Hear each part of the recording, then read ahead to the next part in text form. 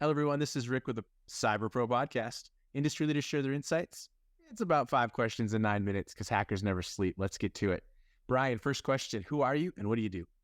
Hey, thanks, Rick. Thanks for having me on the show. This is fun.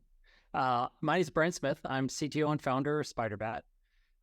Most of my career in cybersecurity, which has been about 20 years now, I've been focusing on runtime security because cybersecurity is a giant field, and so that's kind of been my area of focus. That started back in the day of the worms around 2000 with Tipping Point and intrusion prevention systems. So I was one of the founders of Tipping Point.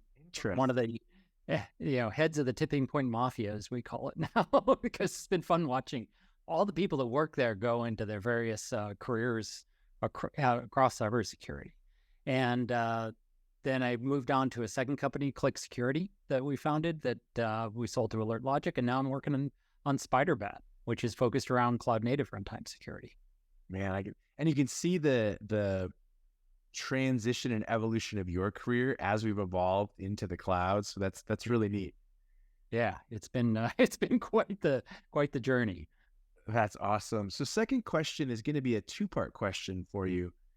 You've got 20 years of experience as a cyber professional, so I'd love to know why you love being a cyber professional, but you've also got 20 years of experience being an entrepreneur founder. So what do you love about both sides of that house? Yeah. So the probably the most fun thing about being a cyber professional, first of all, the thing that got me into it is I just like building things. I like building systems, and that's why I've never really been attracted to like the policy side of the whole cyber world, governance, risk, compliance, that stuff. To me, that sounds boring. Some people are all into it; they're policy wonks, but not me. One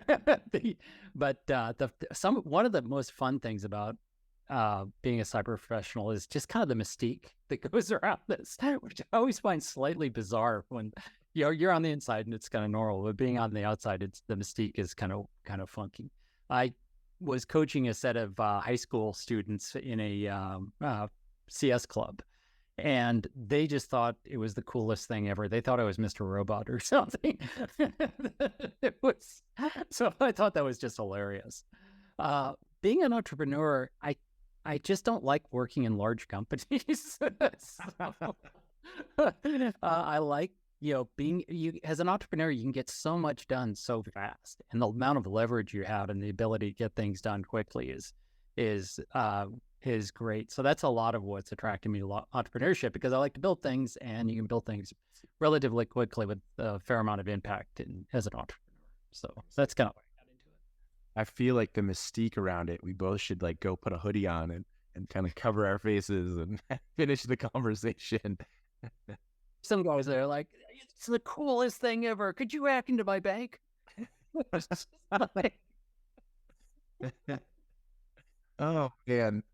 So talk to me a little bit about why you think, or don't think, whatever you might have an opinion on, why you think that cybersecurity is a top concern today.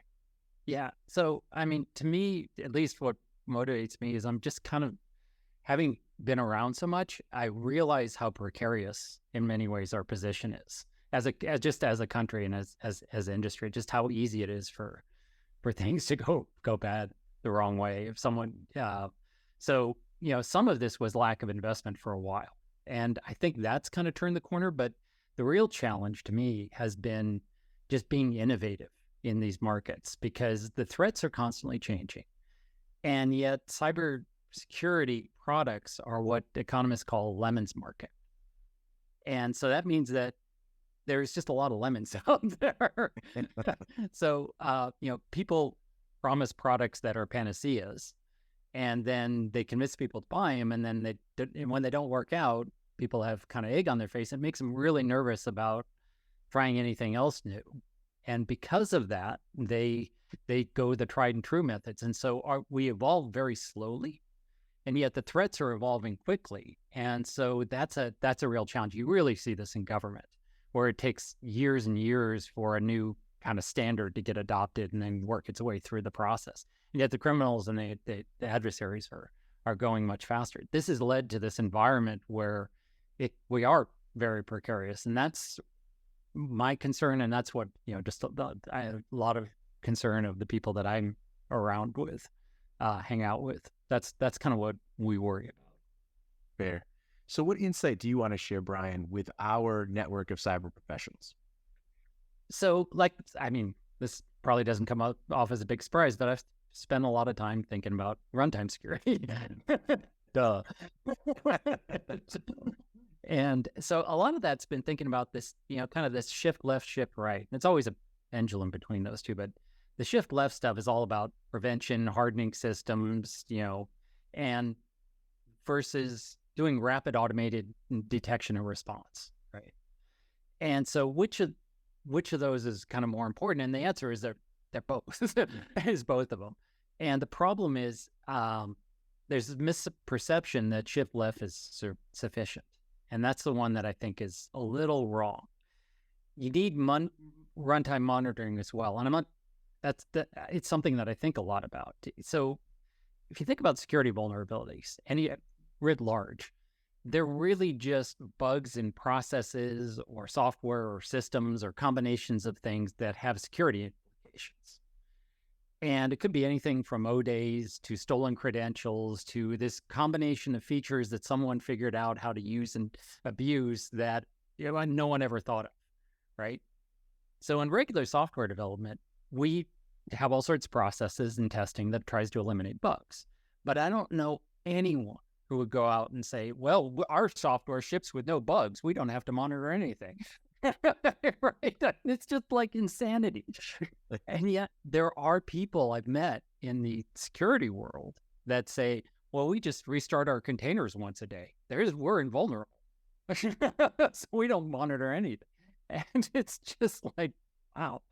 So I think it's not just vanilla monitoring, like watching the CPU for spikes, because you've got adversaries out there who are both trying to poke those bugs, not just people running into them accidentally, and then they're actively trying to hide from you. Mm-hmm. So you need, fairly reasonable monitoring and security. But that's kind of what I've been working on, and I realized that it's all kind of connected. That observability and detection and prevention and response are all really deeply intertwined. Because if you really can observe the system, you really know what it's doing. And if you can digest that into a way that security professionals can really understand it, then you're much better at doing prevention and at understanding the vulnerabilities. You're much better at doing the response. You're much better at setting up guardrails to say, this application, this is all it should ever do. And if it ever does anything else, scream. And then do that in no way. And then you're not trying to detect the next O-day. You're just saying this is what it should do, and anything else is highly suspicious, and make it really easy for me to respond. That is a different way of thinking about the detection problem than I've seen, and it's both lower noise and much more effective. So it's pretty cool, and that's a lot of the ideas I've been exploring over the past 5 years. Very insightful. Brian, the fun and final question for you. Favorite piece of retro technology that makes you smile? This is funny. This is a little off topic from cyber, but I enjoy cooking a lot. And I grew up kind of poor, just like my family was on food stamps, that kind of poor. And a few years ago, I found a KitchenAid stand mixer at a church rummage sale. This thing is ridiculous. And it's got this motor in it that dims the lights when you turn it on. And if I ever need to, if my electric car the motor ever goes out, I can just plug the KitchenAid on the back. Right. Well, I love how ridiculously overbuilt that thing is. So it's kind of funny. It just makes me smile. Awesome. And it's technology. You don't think about it, but it is truly technology. It was back in the 1960s. That was, the modern technology. Remember, ovens don't clean themselves. Oh, wait. Wait. No, that's great. Brian, thank you so much for being on the podcast. Yeah, thank you, Rick. Thank you for watching the Cyber Pro podcast. Don't forget to like and subscribe so you don't miss out on new podcasts and bonus content.